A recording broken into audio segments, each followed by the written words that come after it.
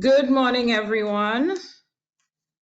Good morning, Natasha. Good morning, Nsombi. Thank you for joining us. I hope everybody can hear us. Good morning to all our SMEs, all our participants. Thank you for joining us. On behalf of Caribbean Export, let me welcome you to this third installment in our webinar series. My name is Natasha Edwin Walcott. I'm the Senior Advisor, Competitiveness and Export Promotion here at Caribbean Export, and I'll be your moderator today. Today's topic is supply chain management during COVID-19. We are extremely pleased at the response to our webinars thus far, and we hope that you will continue to glean some useful strategies to improve your business operations. In discussing supply chain management during this crisis, we will look at the constituent parts of a supply chain, how to respond to those moving parts, and to move from volatility and uncertainty to clarity and agility in business. We continue to be transfixed by the developments surrounding this pandemic. And as some of our countries prepare coordinated easing of restrictions towards reopening the economy, we are left to wonder and explore new ways of doing business, given that the projections for fulsome normalcy are a long way away. As most of you know, Caribbean Export supports private sector development through our export development and export promotion programs. While historically there have been improvements by our firms in tackling supply side constraints to meet demand, there is no doubt that this pandemic is having a negative impact on the region's SMEs. This pandemic has hit every corner of the globe, from China to Europe and the US, signifying severe disruptions to the region's supply chain ecosystem. We therefore explore the options to rethink and adapt to this situation in our business models. So with that in mind, it is my distinct pleasure to introduce our facilitator this morning, Dr. Nsombi Jaja, who is a certified management consultant. She's the Managing Director of Quality Management Consultancy Company Limited, a consulting practice providing advice to the business community in the areas of strategic management, quality management, leadership development, and customer service management. She founded the company in 1986 and is now a recognized regional consulting firm with clients and associates throughout the English-speaking Caribbean. She's the president of Quality Management Consultancy, Inc., USA, located in South Florida, and a member of the board of the Institute of Caribbean Studies, located in Washington, D.C. Nsombi is a recognized SME expert and trainer and is one of Caribbean Export's ProNet trainers. She has a successful track record in delivering training to SMEs. So before I hand over to Nsombi, just a few housekeeping matters. Nsombi will make her presentation. We will stop periodically for some questions, and we will then allow you to pose if there are any final questions at the end. You can use the panel to your right to write down your question, to type in your question. And at the end, if there are any questions that I haven't posed, then we will allow you to raise those. We have quite a number of participants, over 100. So this is why, in terms of management, I will try to moderate more effectively by posing those questions to ensure that there are no redundancy in those questions. So with that said, let me welcome Nsombi, and over to you. Thank you so much. Are you seeing my screen? Yes, perfectly. You're seeing the presentation? Correct.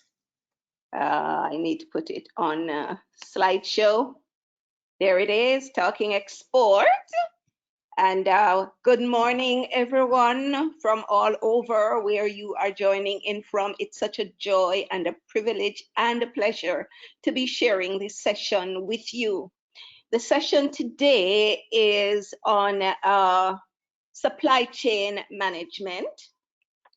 And really and truly, how do we manage the moving parts of the supply chain during this crisis? I know that online we have SMEs, service providers, as well as manufacturers. And so the examples that I use and the anecdotes will speak to both sectors. I am a Services Go Global certified trainer, helping service organizations to develop their export strategy. So I will speak to the supply chain from this perspective. And also I'm a ProNet certified trainer, helping SMEs in the manufacturing sector to implement their quality management systems, to do resource management more effectively, and information and knowledge management, as well as business strategy. So thank you all so much for joining. It truly, truly is my pleasure. So I know that many of us are going through the challenges of COVID, the coronavirus pandemic, and I know the toll that it's taking on you. I also know the toll it is taking on myself. But one of the things that I have learned, this is my 8th week at home, and one of the things that I have learned in this process is really to control my mind, because perspective is everything, and we need to bring the right perspective to this situation that we have found ourselves in.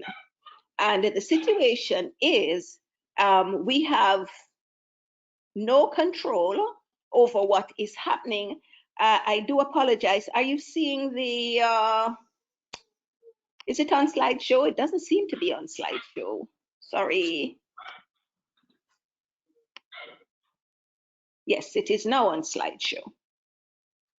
Yeah. It's now on slideshow. Great. Do apologize. And so the key to it is the mindset. I'm going to ask you to take a look at that image. Yes? And that image is showing a beautiful garden. It's showing some stepping stones. It's showing a curve, but none of us knows what's around the corner. This is very similar to what we are experiencing now with the coronavirus pandemic. We are still moving in the direction of our dreams. We are still moving in the direction of where we want to go. And we're taking steps each day in that direction, but we don't know what's around the corner. And so this session, this webinar is really to help us to prepare for around the corner, and seeing, first of all, what it is that we want to see happening in our lives. And so I'll share with you the background, the objectives in a few minutes, but then the background and the context that I want to really couch this against is the V.U.C.A world. And many of you would have heard about the V.U.C.A world, but just in case you haven't, I will be asking you some questions regarding that, and I'll put a poll up in a few minutes to ask about that. And then we look at supply chain management, the moving parts, because there are so many moving parts in the supply chain and they're all connected. And when one part of the supply chain is compromised, then we know at the end of the day that many other things are going to be compromised. And then I have some do's and don'ts as to how do we respond in a crisis. And over the last few weeks, being on lockdown and my business having been scaled back significantly because many of my clients have canceled the retreats and the training and the seminars and so on. And so I am really shut down. And during that period, I have been doing a lot of training myself because I'm training to become a John Maxwell certified coach and speaker. And so I've been doing a lot of John Maxwell's training and presentations and live and so on. And one of the things he said that really stuck with me is we'll survive and we will grow through this pandemic and after the pandemic, but we have to have the right perspective and the right mindset. And so as we go through this webinar, one of the keys that you will see emerging from this is the mindset that we need to demonstrate going through. So what are the objectives that we have designed into this webinar for you? And I'd like to thank Caribbean Export for their wisdom and insight to be doing this series to help us, because it's during this time that we need this kind of help. And those of us who implement a lot of what we have learned on this webinar, last week Don did the cost management, and if we implement some of what we learned then, if we implement some of what we learned through this supply chain management and the others that Caribbean Export is going to do, there is no doubt that we will come out of this crisis better than we entered it. And so I'd like to say congratulations. So those of you who feel so inclined, just give a shout out to Caribbean Export by just an applause. So this is what the real aim is, to help you to leave this webinar with a winning perspective, because like John Maxwell said, perspective makes all the difference. What you see is what you get. And a lot of times we need to look at the future and see what it is that we want, language what it is that we want, not what we don't want. Because at the end of the day, whatever it is that you are seeing, whatever it is you're paying attention to, whatever it is you are talking about, you're giving more and more power to it. So because I want my future to be bright and I want great things to chase me down and catch me, I look at the future with a winning perspective, and invariably it happens. So I'd like to do a poll now on the status of your business. So I'm going to launch the poll at this point. Poll. Okay. So the poll is, what is the status of your business now? Launch the poll. There it is. Okay. You can only choose one, please. Are you seeing it? Oh, yes. Great. Woo, nice, nice, nice. 28% have voted so far. 35%. Come on, guys. Just click one. 39% have voted.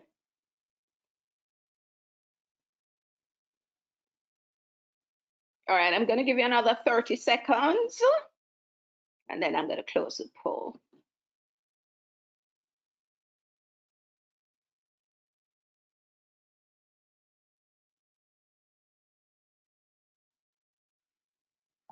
Come on, only 54%, 55% have voted so far, have completed it so far. Just click on one of the buttons.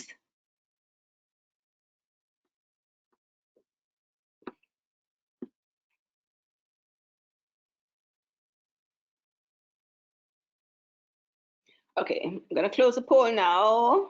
Thank you. I have 61%. Let me share the results with you. So these are the results. 14% of those who responded, their business is closed temporarily. 65% have scaled back significantly, and 21%, it's business as usual. It's really not impacted their business at all, which is wonderful. Congratulations. All right. I'm going to hide the results now and get back to the presentation.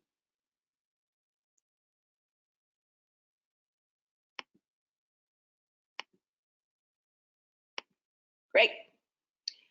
The CEO of Coca-Cola. If you're reading around supply chain now, supply chain in crisis, it is amazing what is happening to organizations. And for those of us whose organizations have not been impacted at all, it is a huge blessing. But when you look at what is happening around the world, there are some organizations that's losing millions per day. Yes.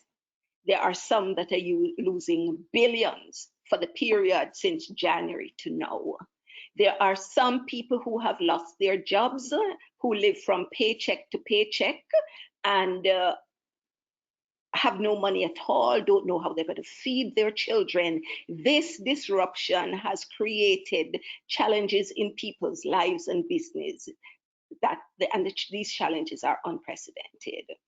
So James Quincy, CEO of Coca-Cola, he said the supply chain is creaking around the world. In some cases, the supply chain, folks, is broken. And that's why it is so important that we take charge of our supply chain and identify how we are going to manage. So what I want to do is to couch this within the context of the V.U.C.A world and V.U.C.A Prime. So I have another poll which I want you to do for me. Those of you who have heard about V.U.C.A Prime and V.U.C.A before, here is one poll. Have you heard the term V.U.C.A before? Please select one.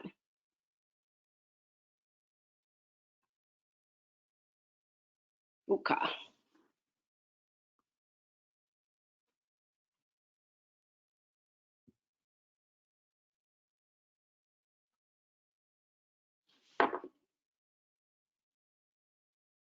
Anybody else gonna answer?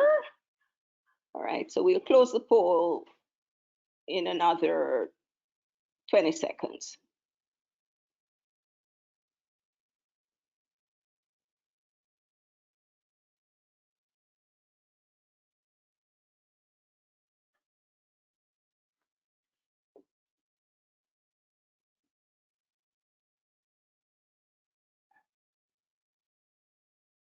Okay, so I close the poll now and I share the results with you. So 11% of those who responded, or the 71%, say, yes, I have heard the term V.U.C.A before. They're 89% saying no. There is another poll that I'd like you to do because I want to just bring it on the back end of this one. V.U.C.A Prime. Have you heard the term V.U.C.A Prime before?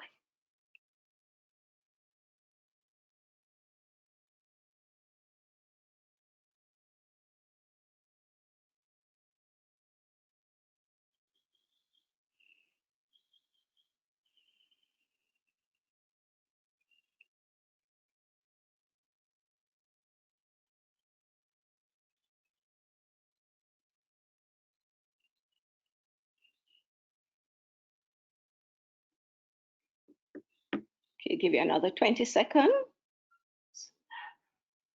20 seconds and then I close.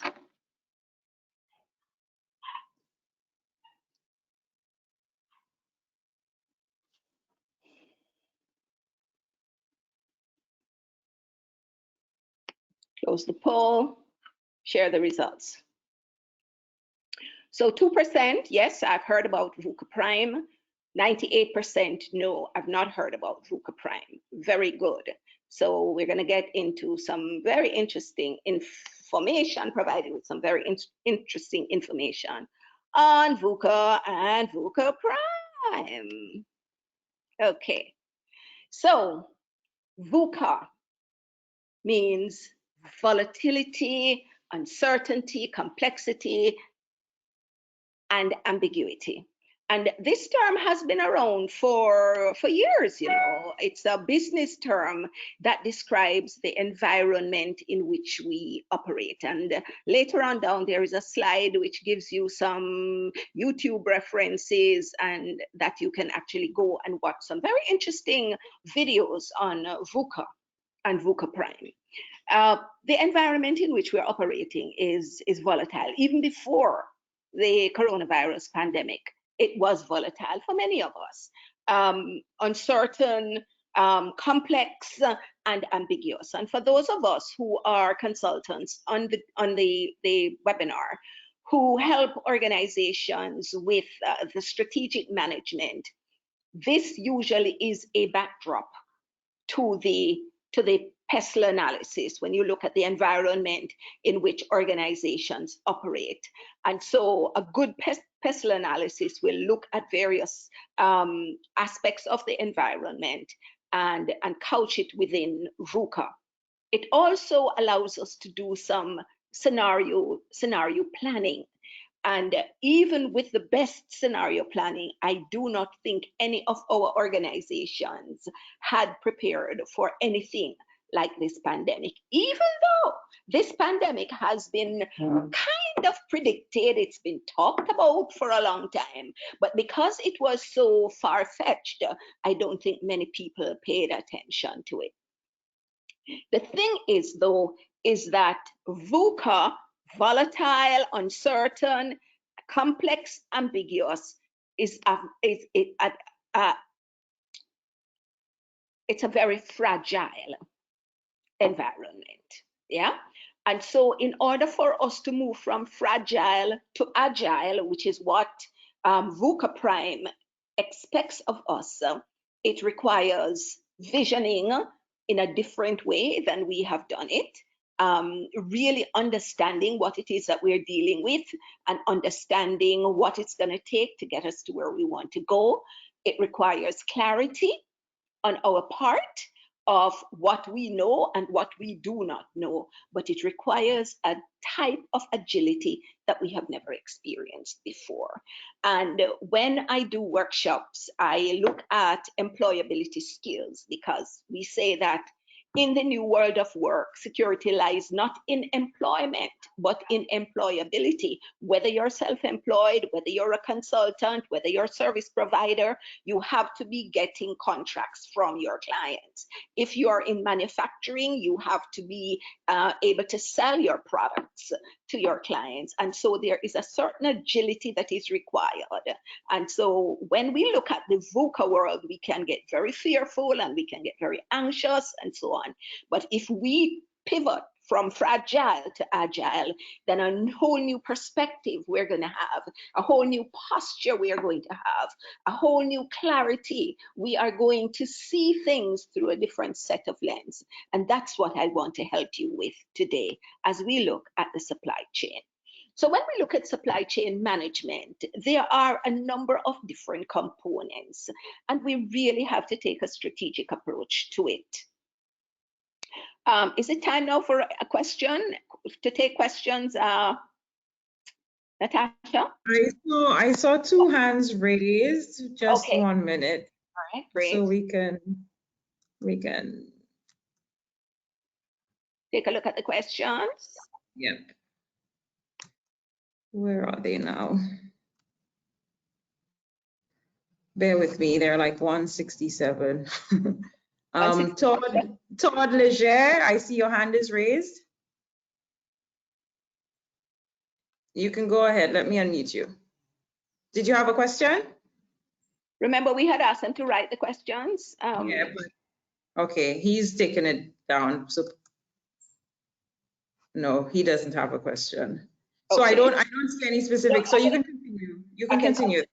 No questions yet. Okay. We're going to go a little bit more into V.U.C.A and V.U.C.A Prime later on, especially V.U.C.A Prime, because when I go to the practical tips and tools, I will be spending some more time on that. And when I look at the do's and don'ts, there are some things that I'm going to look at as it relates to V.U.C.A Prime as well. And of course, I'm going to give you some examples from real organizations, real people who are struggling with this COVID-19 within our region. That's going to help us as well. So I am saying supply chain management is one of the most critical success factors to any business, whether it be manufacturing or it is a service organization. And it has to be strategic. When we take a strategic approach, then it means that we are able to sit where we are, look down the pike, what is likely to happen, and then create the kinds of strategies in order to achieve what it is that we want. In ISO 9000, we talk about prevention or preventive action as opposed to corrective action. And preventive action is really a risk management approach, which says, let's sit here. What's likely to happen in 3 to 5 years' time? What's likely to happen within the next 6 months, within the next year? And how it is that we guard against the negative impacts of some of those. So in that, we look at opportunities and we look at risks.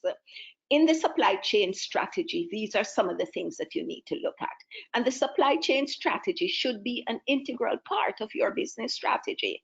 In a lot of organizations, we kind of take the supply chain for granted because there are many providers, there are many suppliers, and so on. And if this one can't supply us, then we'll go to the next one. And I have seen in times when there's a flip from increased demand, where demand outweighs supply, then the organizations that do not take a structured approach in building relationships within the supply chain, they're the ones who get messed up.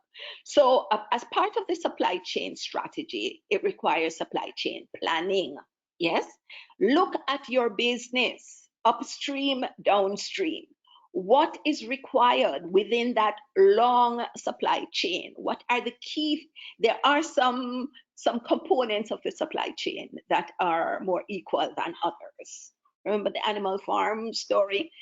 It is important that we identify what are those big moving parts of your supply chain and identify what needs to be done in order to manage well those components. And then, of course, supply chain enterprise applications. There are lots of tools that are out there, technology enabling tools that are out there that can help you as a small, medium enterprise to manage your supply chain in a more effective way. There are, some YouTube videos that I am going to point you to later on. Some of them are advertisements by the small providers of supply chain applications, but it makes sense for us to take a look at it, because at the end of the day, in this environment, especially when you recognize how technology is going to be really changing the way we do business, it makes sense for us to look at some of those enterprise applications. And then the whole supply chain operation. This is where the moving parts have to be carefully managed, because that is almost completely done in-house. And I'm going to show you another model in a few minutes to show how important it is that you manage your operations in such a way to ensure that all of the pieces fit together and nothing falls between the cracks.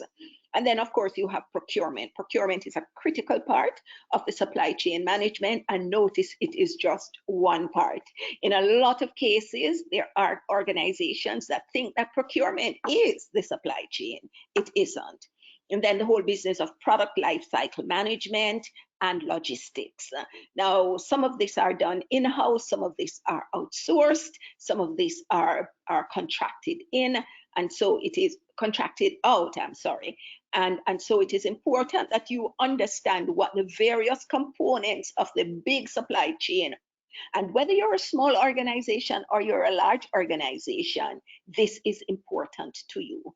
And I find a lot of times, especially the smaller organizations, don't pay as much attention to it because they are so busy working in the business that they find very little time to work on the business. And looking at your supply chain strategy is an important component of working on the business.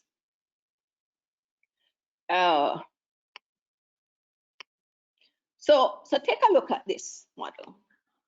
This is your organization, whether you are a one-person organization or 100-person organization, this applies to you. Because upstream, you have your external suppliers, regardless of who you are. If you are a one-person consulting company, you do have suppliers, and it is important that you identify who are those suppliers and you prioritize them. If you are a firm, a service firm, you have a number of suppliers, and it is important that you identify who they are and prioritize them. If you're a manufacturing organization, you have a number of external suppliers, and it's not the size of the component that they provide for you that makes them important, but it is the value of the component to your overall delivery to your customers that's going to make the difference. And so in organizations, regardless of the size, we have two critical sets of relationship. We have the company external supplier relationship, that is this relationship here, yes. And then we have the company external customer relationship, yes. Now I'm going to do another poll, and I'm going to ask all of you to answer for me because I think it's important that we have. Which of these relationships, which of these two relationships do you give greater priority, or is given greater priority in your organization? You can only choose one. Is it the relationship with your suppliers or the relationship with your customers? What do you do most training in? Do you do most training in customer relationship management? Do you spend more? Do you have people who are customer interface and so on? Which of these two relationships gets the greater priority? Yeah. And I have asked this question over and over and over in many organizations, and it is amazing. Okay, I'm going to give you another 20 seconds to complete this. 57% have already responded. Please, folks, quick, quick, quick, quick, quick. We have a lot to get through in this. Gonna close it off when we get to 70. Come on. Quick, quick, quick, quick, quick. All right, it has moved, so I'm gonna close the poll now. And I'm gonna share the results with you. Whew. Relationship with customers, 82%. Relationship with suppliers, 18%. Interesting. Do you see now why this webinar is so critical to us? Because if only 18% of us are saying that the relationship with the customers get the greater priority, then let me ask you a question. When you look at your external suppliers and what it is that you get from them, if they let you down in terms of quality, delivery time, delivery quantities, price, if they let you down, can you deliver external customer satisfaction effectively? And the answer that I get from asking this question is invariably no, because it is a chain. It is a chain, it's the supply chain. Your external suppliers are upstream, your customers are downstream. And if the external suppliers let you down for whatever reason, it's going to be extremely difficult for you to meet the requirements of your external customers. Well, let me ask you another question. What if your external suppliers are amazing? Their delivery time is on point, their prices are excellent, quality is reliable, dependable, all of those things.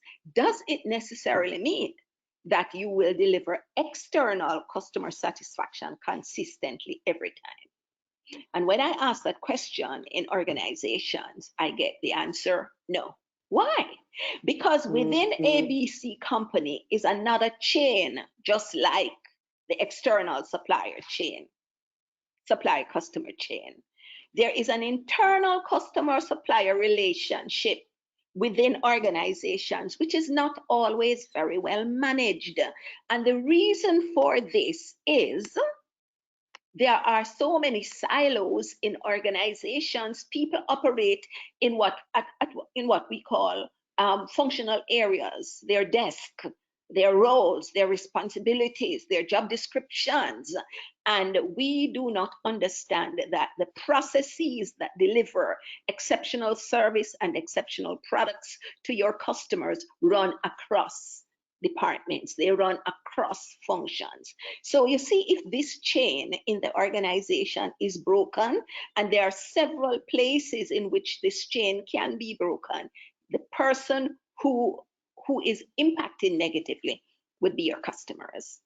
And so we say this is where service excellence must be managed in an organization. If you get it right here, external customer satisfaction is assured. Now, when you manage the relationships with your external suppliers and they provide you with quality, reliability, dependability, all of those things, it makes sense to manage the internal customer supplier relationships in such a way that you are able to deliver downstream excellence to your customers. In most organizations, we don't see the people we work with as our internal customers and internal suppliers. We use words like colleagues, co-workers. And when we use those words, there is an attitude that comes with it. So how we respond to them, the timeliness, the quality, the attitude, the deportment with which we respond to them, the tone of voice that we use when we are solving problems and so on, will be determined by how we view them. Do we view them as customers and suppliers, or do we view them as co-workers and colleagues? In some cases, we refer to them as them people upstairs, them people outside, them people. And when that's what we do in Jamaica, in the other parts of the Caribbean and other parts of the world, they say those people. Yeah. But it is important that we understand that if we really want service excellence, we have to manage it here. While we are managing the relationship with our suppliers, external suppliers, we need to manage this internal chain also in order to deliver the results that our customers require of us. And it's a consistent delivery of quality and customer satisfaction to our external customers that's going to make them loyal, and that's what's going to bring the profit and growth. The profit and growth, if we focus only on that, that's a lagging indicator. If we focus on employee satisfaction, customer satisfaction, and the value that we're creating from them, and we manage those well, you can almost guarantee what you're going to get in results in terms of customer satisfaction and customer loyalty and profit and growth. Yeah. So here are some other moving parts of the supply chain, which I think it's important that we pay attention to. And I'm talking to both manufacturers and service providers. Go away, go away, go away. I'm not talking to you guys. There are just some pop-ups on my screen that I want to go away. So that's who I'm talking to. So here are some moving parts. We talk about upstream, your suppliers of the various components and services. I am going to ask you to make a list of these, and in some cases we have suppliers, several suppliers of the same service or several suppliers of the same product. We need to do a list of all of these suppliers, and we need to evaluate their performance. Because in ISO 9000, we do a list of preferred suppliers, those that you can rely on, those that are dependable, those whose quality is consistent, those whose word is their bond. Make a list of those critical suppliers to your business, and then you prioritize them, you rate them, you evaluate them on those that are able to deliver consistently. And when you do that, build relationships with them. And we will talk a little bit more about how we build those relationships. And then we have the downstream, which are your customers. Yeah. And it's important that you identify your customers and you categorize them. There are some customers that are CIP, commercially important customers, meaning they bring you business consistently. Yes. Then you have very important customers. They do not necessarily bring in a lot of business directly to you from their organization, but they are influencers and they influence others to bring business to you. It's absolutely essential that you categorize those and you write them down. Who are they? Their names. And from that, you can actually see how they impact your business. Then you have the other ones, the V.V.I.C, the very, very important customers. They might never bring you any business, but they are so important that one word from them can really change your business positively or negatively. And so sometimes we do not categorize our customers like that. And I think it's very important that we do that. Now, as we categorize the customers and we categorize the suppliers, what value do they bring? And it's important because you see a lot of times in our small business, we don't write down things, we don't codify things. We have it in our minds, and that's a huge risk, It's a huge risk when a few people in the organization are walking around with the organization's knowledge, intellectual capital in their heads. Anything can happen anytime. People get sick, people die, people leave, people migrate. And so it is absolutely essential that you document a lot of things. So when you categorize your suppliers and you categorize your customers, identify the value that they bring. And like I said, some are commercially important customers, which bring a lot of business. Some are very important customers. They influence you getting a lot of business. And they are very, very important customers who can make your business explode in a positive way or belly up. Yeah. And then we look at our distribution. Distribution for service organizations and distribution for manufacturing organization, not the same, but critical. And so we need to look at our distribution network. For small service organization, our distribution network is our network. Yeah. Our network. They say your net worth is your net worth. Your network is your net worth, or your net worth is your network, right? Whichever one it is. But what they're saying is that who you have in your corner and who you work with, who you associate with, are an important part of that referral. For my business, quality management consultancy, for many years, I never advertised once. I did good work, and good work sold.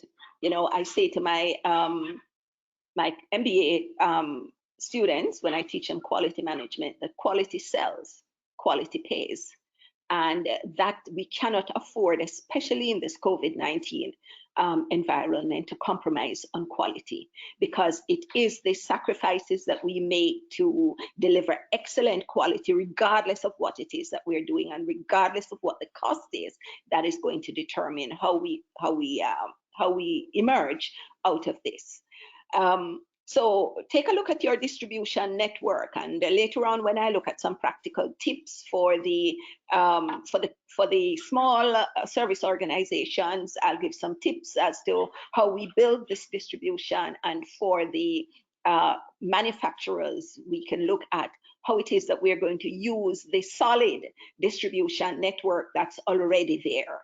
And there are a number of things that we're going to have to take into consideration. That's the whole business of trust, the whole business of let go, the whole business of recognizing that we can't do it all by ourselves, because we cannot grow into large enterprises if we continue with this kind of scarcity mentality. And so I'll share with you some of that later on.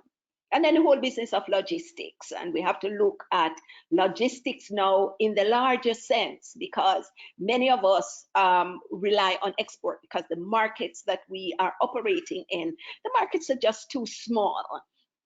And later on, I'm going to share a story of a young man who has now decided that he's really going to take his business to another level, despite the challenges that you're facing in this environment. Now, information is critical. We talked about it already, and there are lots of different types of information.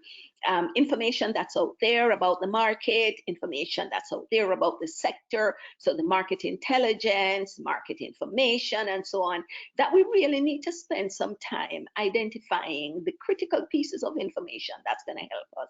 And for those who have participated in the Services Go Global, we give you a number of different references, a number of different desks, a number of different sites that you can actually go to in order to get information that's going to help you.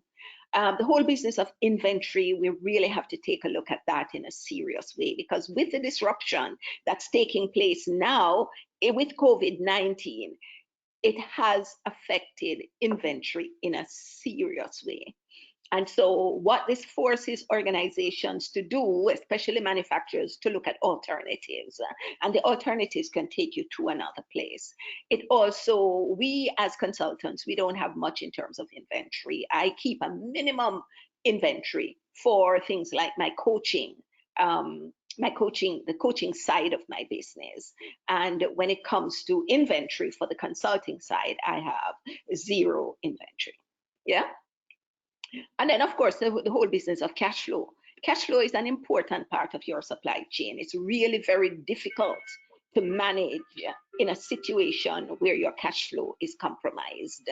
And for those of you who say your business is temporarily closed now, it is an opportunity for you really now to take a look at, because you're still going to have to generate cash flow, because the fixed costs are not going to go away.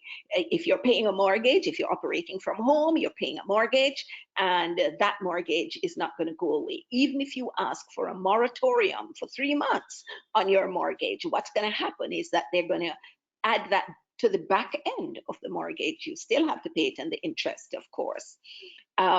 So you have to really look at how you're going to be managing cash flow regardless of the environment in which you find yourself in. And when we get to the practical tips later on, I'm going to share with you some things that you can in fact do to manage cash flow. Let me tell you, the opportunities are endless, you know, for those who have eyes to see. Yeah. And so it is absolutely essential that we open our hearts, we open our minds, we open our spirits to identify what are the opportunities in this environment, especially for those of us who don't have ton loads of cash, either in a deposit account or in a bank account, checking account, savings account, partner account that we can call on at short notice. We're going to have to find creative ways in order to survive, thrive, and grow in this environment. And I am assuming that every single one of us on the call, we want to thrive, we want to grow, and we want to survive. Survival is the first key, and then after that, we thrive and grow. And it's going to happen. I'm going to be amazed at the businesses that emerge out of this, and how we are going to really scale up in a meaningful way to make our businesses even more sustainable than we had before. Because with this experience, we can use the disruptions that have taken place in our supply chain, and I'm talking upstream, downstream, suppliers, all the way down to customers, which really is our business, and how it is that we can integrate into that sustainability for the future. Because many of us are building this for our children and our grandchildren and our great-grandchildren. Okay. And so if I can just ask, I don't see any specific question yet, but I see hands raised. So colleagues, if I can ask you to pose your questions in the question pane, and I will, if there, because I'm seeing stuff about the poll, who could not respond and so on. So if there are technical issues, I will respond to you directly. But if you have a specific question in relation to the supplier relationship or what you've heard so far on the substantive issue, I ask you to pose your question in the pane, and then I will pose it to Nsombi. You can continue. They see the pane? Can they see the pane? No, they can, because I am seeing questions in relation to audio, etc. So if you have any substantive question on the presentation, go ahead and pose it, and then I will relay to Nsombi. Are they having challenges hearing me? No. Okay, The majority are online. Some were more just a few internet issues, but for the most part they've been resolved. And people are doing it from their phone or from their computer? Online, on the computer. Yeah. Okay. Here's another key supply chain management concepts, folks, that we need to take a look at. Now, it is primarily geared towards the manufacturers, but certainly within this, we have service providers.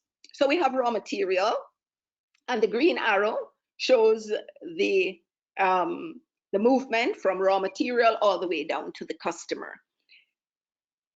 And raw material, the different components, and the different components can include packaging material, labels, caps, bottles, cans, etc.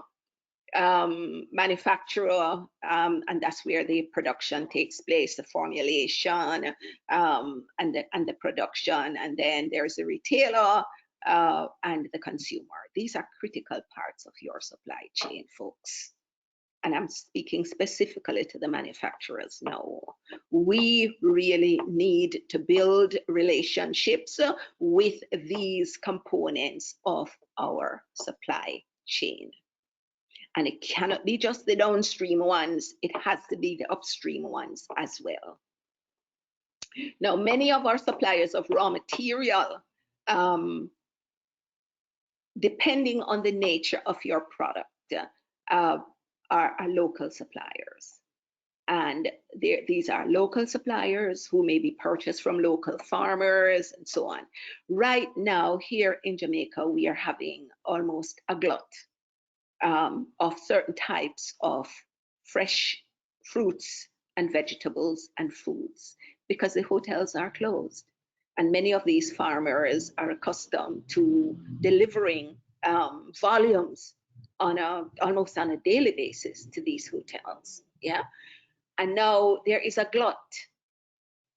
I'll speak a little bit later on about how it is that you can actually purchase inexpensively now to provide you with raw material and components for the future.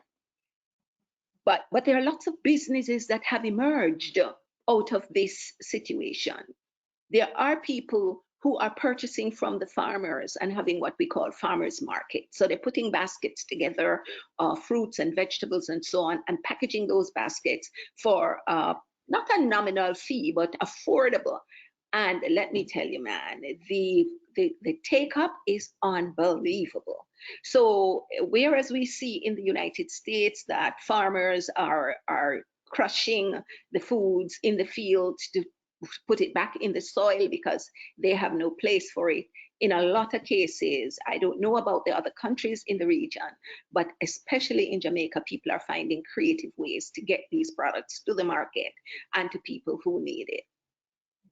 Now, for the service providers, look now. I mean, your particular service might not be needed now because of the nature of your business and who your clients are and what your clients are doing.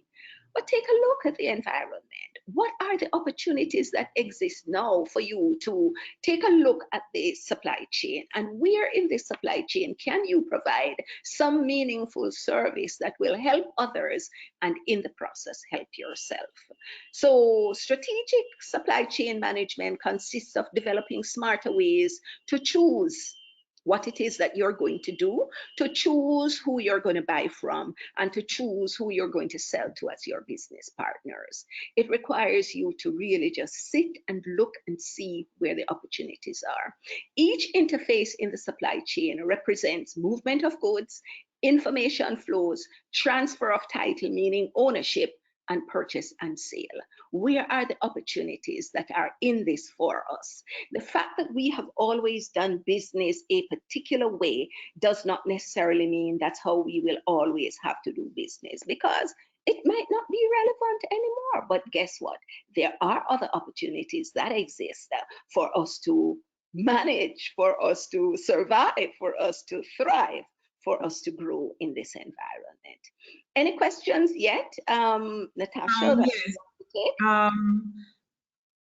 Colleagues, if you're unsure where the question pane is, it is this pop-up on your screen. You have the different options where below poll, or perhaps it's above poll, where you can, it's like a chat box where you can pose your question. We have one question from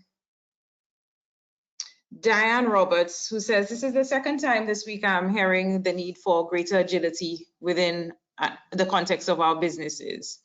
I'm convinced that our business as usual approach will not work anymore. Could you elaborate on how we can apply the concept of agility more going forward? I do agree with you, Diane. Agility is so critical. But let me tell you something. If you have not been practicing agility prior to now, it is going to be very difficult for you to become agile, quick, fast, and in a hurry. It's like those people who have not been exercising, yes? And now, because they are not walking to anywhere, they're going to find that their muscles are pained up when they try to do some stretches and some exercises. Agility requires a couple of things, first and foremost, because agility begins first in the mindset, yeah? You have to now be still. A lot of us, there's too much noise in our environment. There is too much noise in our head. There is too much noise in our heart. So part of the agility is be still. That sounds like a paradox, isn't it? Yeah. But be still and allow your highest intelligence to guide you. Because it is in that space that you see the solutions to the challenges that are being experienced by others, and how it is that you can use the skills, the talents, and competencies that you have in order to help others. And then the insights will come. Yes?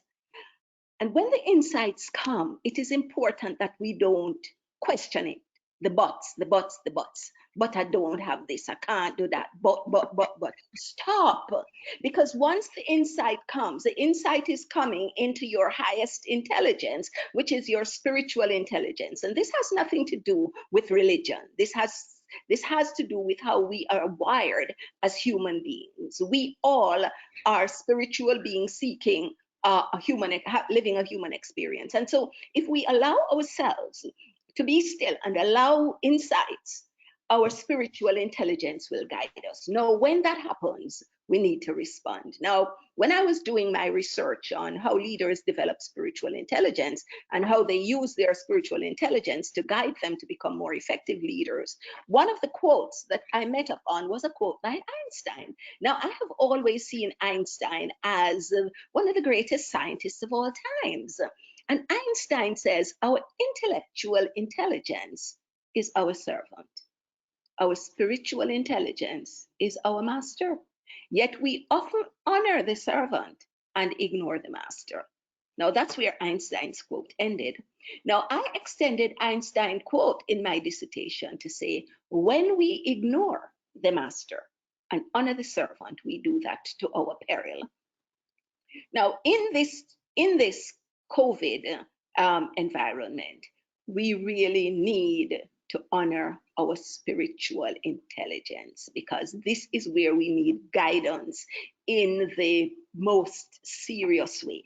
For those of us who are Christians, we are guided by trust in the Lord with all your heart and lean not unto your own understanding. In all your ways, acknowledge God, and God shall direct your path. Father, Mother, God. Yes, and I think it is important that in order for us to become agile, we really have to get the insights first down in our mind, and then we have to believe implicitly that it is possible, because as a friend reminded me the other day, said, the hand of God will never lead you where his grace cannot keep you. And it is so important that we recognize that once we're given the insights as to what to do, jump with agility and flexibility and adaptability and make it happen. Dan, I hope that kind of helped to answer your question. we have one more. Perhaps you touched on it slightly. Denise A. Leong Thomas, she asked, how do you get alternative cash flow options in a tourism sector business under these circumstances? We do not even have the opportunity to do domestic tourism at this time. Well, if you do not have the opportunity, what can be done? Can you pivot from tourism to something else? Think about it. I do not know specifically what the tourism business is. In a lot of cases, the hotels have had to close. And in closing, there's nothing that they can do but to pull their management team together and say, let us strategize and see when we open again. So one, you might have to just suck up your loss at this particular point in time and maybe pull your team together. As that's one of the tips I'm going to say. Let's pull the team together and see what can we do, even though we do not have the clientele at this particular point in time. What are some of the things that we can do to help? Because, you know, once you start looking at it and be creative and innovative, you might see that it might not be the traditional customers that you are serving that need help, but maybe another set of customers that you can use the same skill sets and competencies to help. Sorry, I'm not able to be more specific as it relates to that. You want to take one more, Nsombi, before you continue? Somebody asked, well, I think is a very, very relevant one. What if your suppliers are overseas? Obviously, we've been talking about managing supplier relationships. So Tamara Gibson wants to know, how do you manage a relationship with a large global supplier? What does that look like, managing a supplier when you're not in the same country, perhaps? Well, we all have to do that. And relationships really know no geographical boundary or distance or space. Relationship, it's about how we communicate with people, the authenticity that we demonstrate, the history that we have had with those over the years. And I think it is important that we in every organization, no matter how large, there are people that we connect with.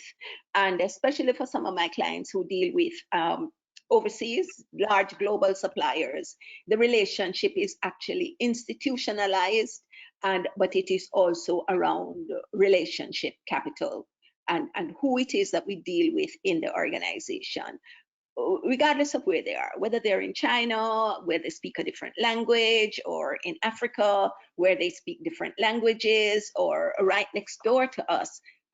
It's really about relationships. And we can find ways. What are the things that are important to your supplier? Yeah. And that's important. I find in a lot of times we take our suppliers for granted. We don't honor their lead times. We don't give them clear enough specifications, so they have to come back to us to ask, what do you mean by this, and so on. And so when we manage from an efficient, effective perspective like this and build a relationship, it can really augur well, especially in times like these. Yeah, and the good thing with the region is that even though the borders are closed, the borders are not closed to cargo traffic. Yeah, so that in itself is a good thing too. The customs remain open, cargo continue to come in by sea and by air. So I am sending stuff with FedEx and DHL weekly, where products have to be shipped. But in the case of us service providers, we can go with mode 1. Only the service crosses the border, which has been my dream for a long, long time. All right, we'll take the rest of the questions later on. Natasha. Yeah, go ahead, you can continue. Okay. Great. Here are some references. You're going to get the slide deck as soon as this is finished. We're going to send you the slide deck so that you can look at some of these references. So here are some practical tips, because I think that's what you came for. Many of you, you understand what the supply chain was before. Here are some, excuse me. practical tips that you can use to go forward. And they're not in any order of importance. Yeah. I was saying to the manufacturers, this is mango season, this is yam season, this is breadfruit season. Many of you do sauces and juices and so on.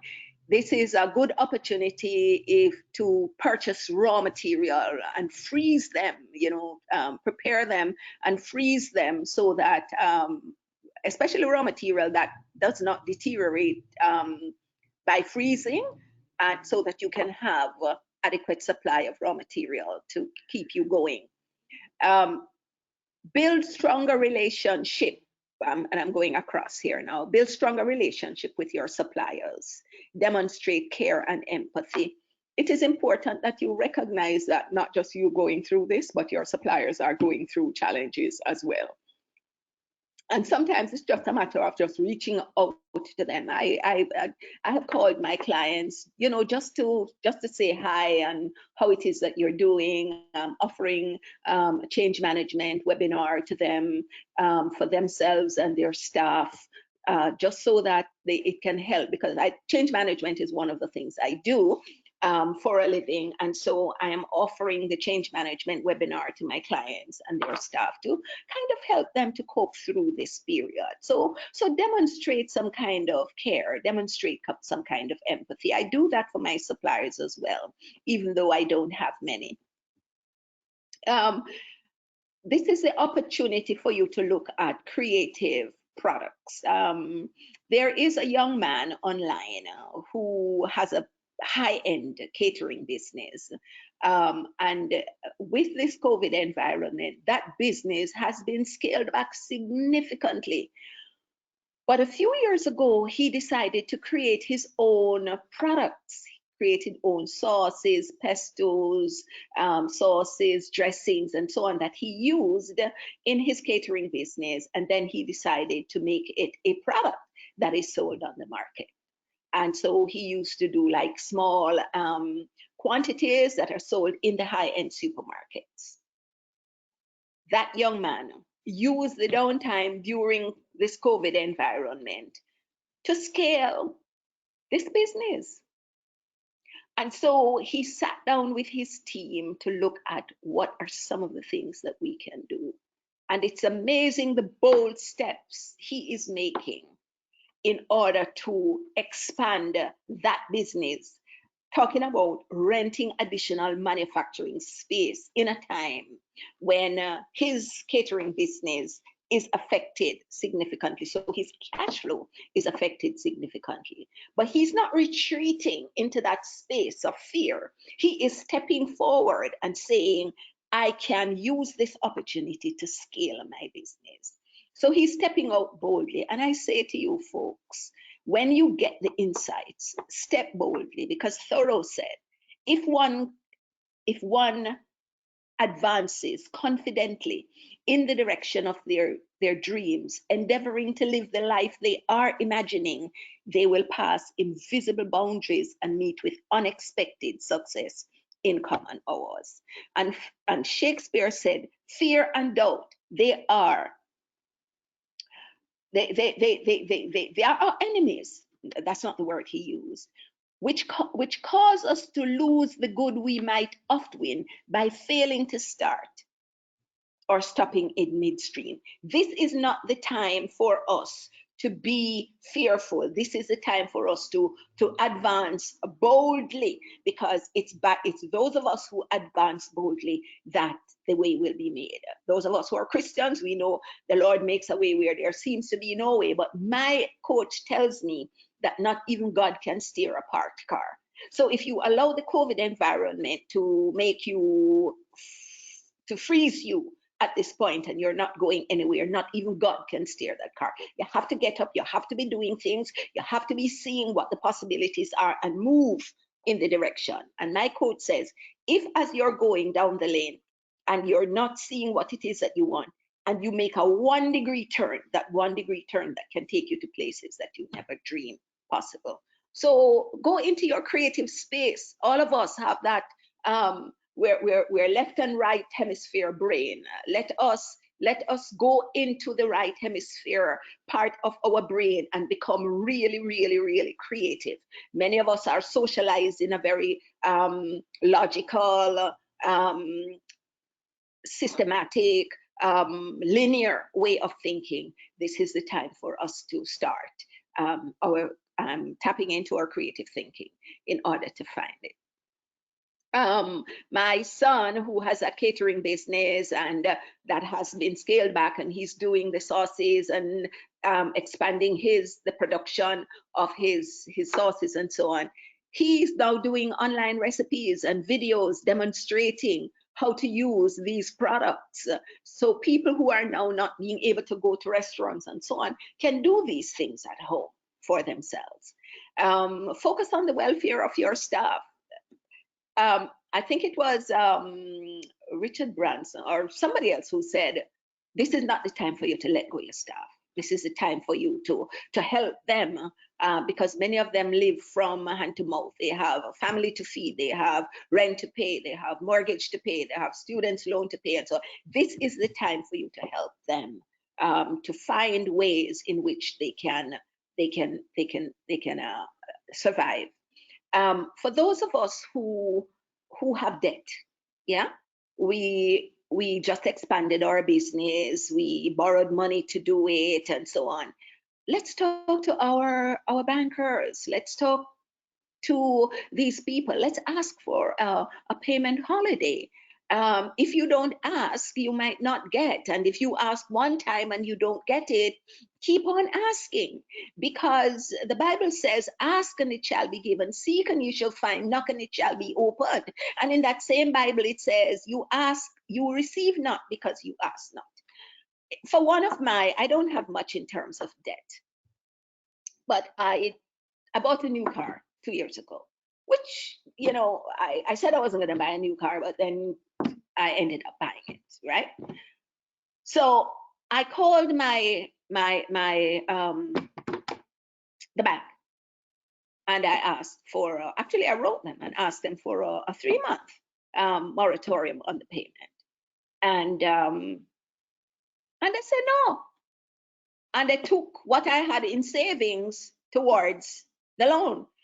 And then I sent it back again, and they said, no, 1 month. So I said, you know, 1 month cannot help me. I was quite upset, as a matter of fact. I did not demonstrate high emotional intelligence when I did that. And I said, 1 month cannot help me. And I was quite upset. Yeah. I didn't hang up the phone or anything, but I demonstrated my upset on the phone. You know, afterwards I thought about it and I said, Nsombi, that behavior was so emotionally illiterate. That is not becoming of you, Nsombi Jaja. Come on. So I picked up the phone and I called, and I sent another letter, yeah, to say that 1 month is not helpful, because during that 1 month I'll be scrambling around to figure out how am I going to be paying this. Nobody wants to use their savings to pay off a debt and so on. And so I also threatened to take back the car keys to them.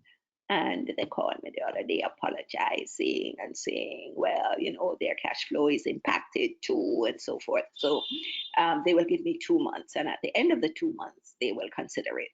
But then there is my student's loan in the United States, and they gave me a payment holiday until May of next year. 0.00 payment from now until then. I have a small mortgage on my house in Florida, and I called the mortgager and I said, look, can you give me 6 months moratorium on this? And I didn't even write, I just called.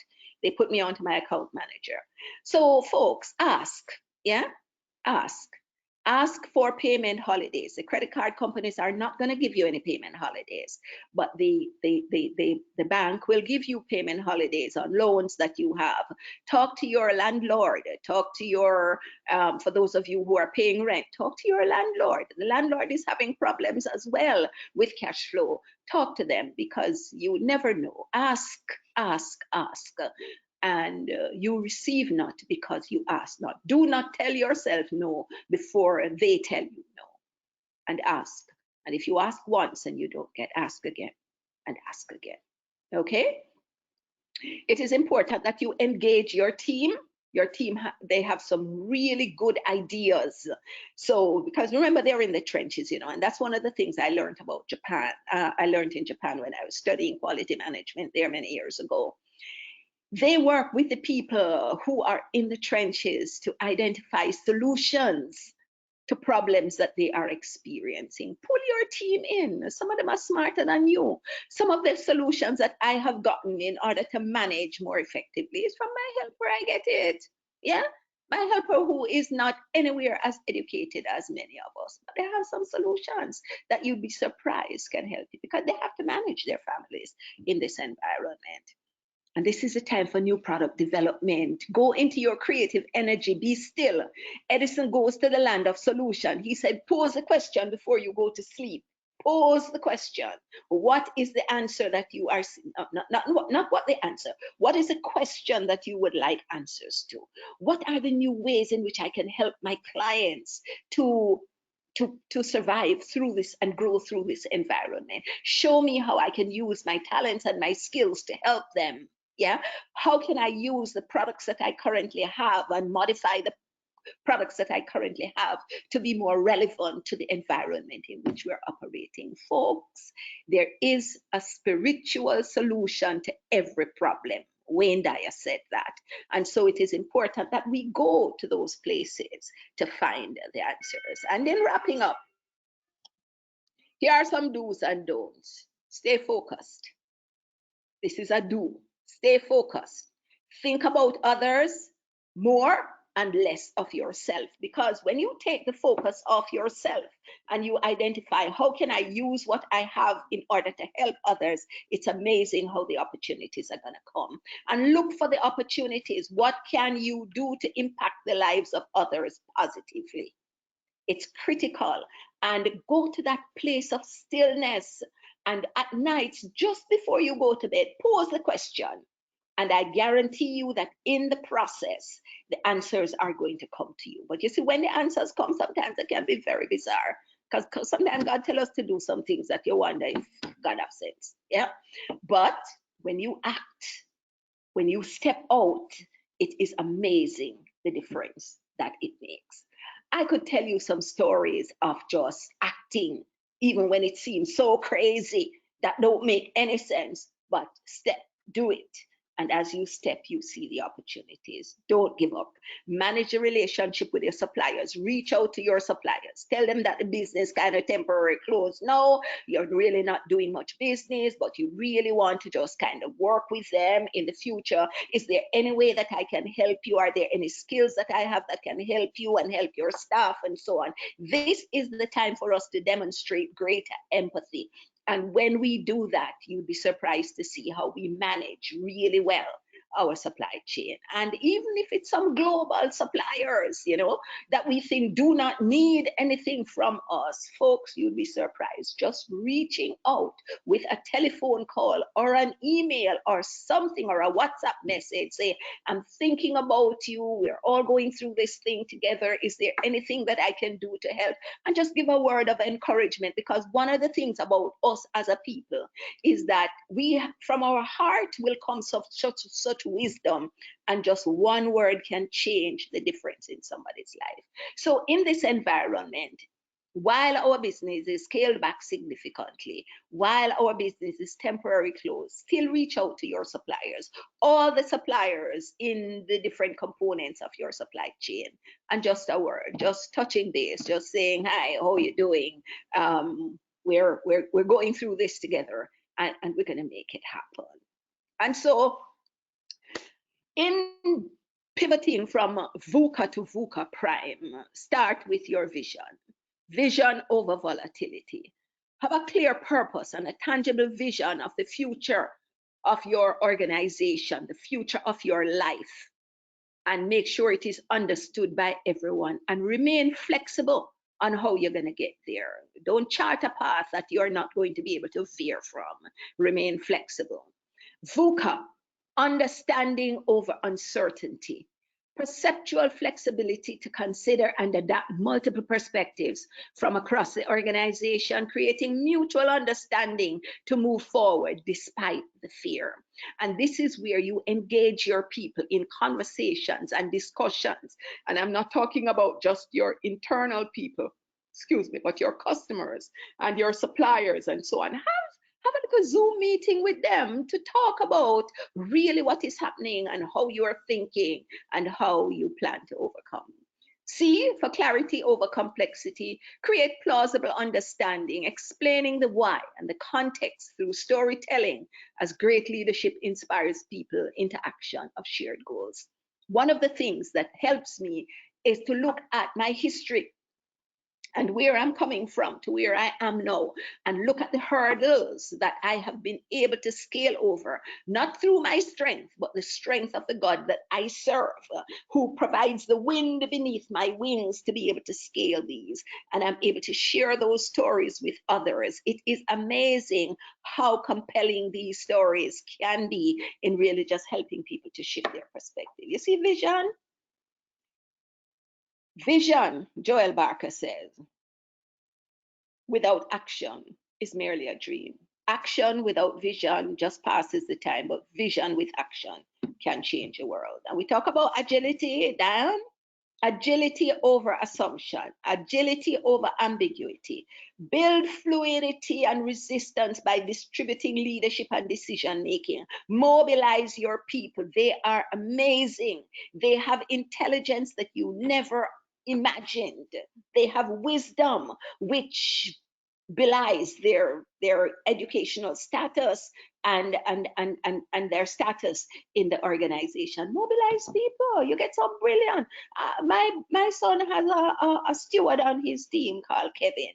And when Kevin opens his mouth, Kevin speaks like in Proverbs. But let me tell you, man, the wisdom that comes out of Kevin is it's unbelievable.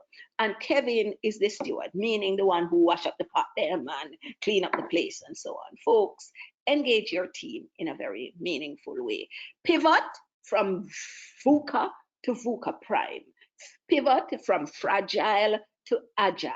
And I'm going to suggest that you go online and you watch some of these V.U.C.A videos. There's one by Deloitte that is unbelievable. You watch that and then you will be able to see how do you pivot from V.U.C.A to V.U.C.A Prime. And in closing, this has helped me a lot. First Aid for the Soul says, be good to you. Be yourself truthfully.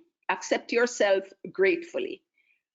Value yourself joyfully. Forgive yourself completely. Treat yourself generously. Balance yourself harmoniously. Bless yourself abundantly. Trust yourself confidently. Love yourself wholeheartedly. Empower yourself immediately. Give yourself enthusiastically, especially in this environment, to help others. And in helping others, you will help yourself and express yourself radiantly. And this has helped me a lot over the years. Because you see, when you believe this and you know, it says, declares the Lord, not saith the Lord. For I know the plans I have for you, declares the Lord. Plans to prosper you and not to harm you. Plans to give you hope. And I say a bright, bright, bright, bright future.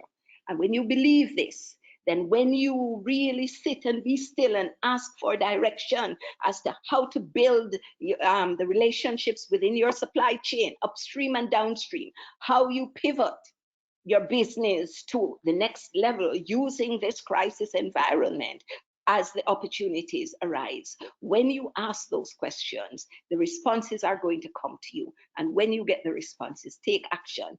Take action with agility and flexibility. And so I'd just like to use this opportunity to share some of my information with you. It's going to be there on the slide deck that comes to you. And we don't know the path. We don't know what's around the corner, yeah? But we know that the corner is there and the path is there. And so I wish you blessings in abundance, success, prosperity, good health, happiness, and above all, I wish you inner peace in abundance. God bless you all as you navigate through this COVID to survive, to grow, and to thrive. Thank you, Nsombi. for your presentation and your inspiring words. Just going through the panel here, we have a couple questions. Nicoyan Roberts from Grenada, she asked, how can digital transformation be the key to supply chain agility? Oh my goodness. That was one of the, I don't know where that disappeared to. That's a very good question. Thank you for asking. I had actually included blockchain as one of the practical tips to use, and the whole business of EDI, what we call electronic data interchange. These are actually digital solutions that are being used right now in the supply chain to manage. Thank you for asking that question. I don't know how it dropped off the practical tips that I had, but I did have blockchain and electronic data interchanges. And there are some organizations that are providing solutions for small enterprises, one person owned enterprise, small, small and medium enterprises to use digital solutions to manage. Thank you for that question. Thank you. Sorry. I'm going through the list of questions here to see that I'm not asking something that might have been asked already. Just a comment, Sherelle Cartwright, she says, during the lockdown, I have had the time to make more products. So when you speak about pivoting from fragility to agility, she says she started working on creating new products, and she has a list of possible new clients to meet and conduct this business with. Awesome. Mama Sassy from Bahamas, her products are unbelievable. And Sherelle, all I'm saying to you is use this opportunity to get into your creative space and do your products, because you see, when this thing is over, girl, you are going to explode in a positive way. I don't see any more questions. But certainly from the literature that I've read on supply chain management, it of course speaks about the challenges that you would encounter with logistics. So while many of our borders are closed to people traffic, I suppose cargo and shipping should more or less be okay, unless there are challenges with staffing. We may have to consider rerouting some of our products. So some of our routes from certain areas that might be hampered, we might have to think creatively and think of how we can receive, you know, make those arrangements to get those inputs. It also speaks about diversifying your supply chain and tier 1 suppliers, tier 2. So if you have a primary supplier, you may have to look for secondary suppliers or use alternative inputs. Come in. Yeah, good. And one of the things is the supply also, because in many countries the production has been scaled down, so there might be a supply and demand issue later on. So this is why it is important to look at alternatives. Okay, I don't see any. Natasha, we can close off by just saying thanks a lot to the 170. Yeah, so I was just trying to see that I hadn't missed anything. So thank you, Nsombi. Thank you, colleagues, for spending your morning with us. We hope that this session was useful. As we end the survey, you will receive a short feedback survey on today's presentation. So we ask that you assist us in responding. Many of you might also have seen on our social media pages, etc. Caribbean Export has also launched a survey to assess the impact of the virus on SMEs. So we also ask you to assist us in completing that, and this will help Caribbean Export and identify the business needs that SMEs have and how we can provide support. So we invite you to stay tuned to our emails, website, channels, etc. And we will continue to roll out the series. Our upcoming topics would include business continuity planning, Also, tips for leaders, social media marketing. We will look at that next week, Tuesday. It is entitled Survive and Thrive, Steps to Managing Social Media Crisis. So as we close out, let me all thank you. Thank you, Nsombi, again for your presentation. And until next time, we wish everyone a pleasant week. Thank you, and great week, everyone. Look up and out. Create big vision. Yes. Bye-bye. Bye.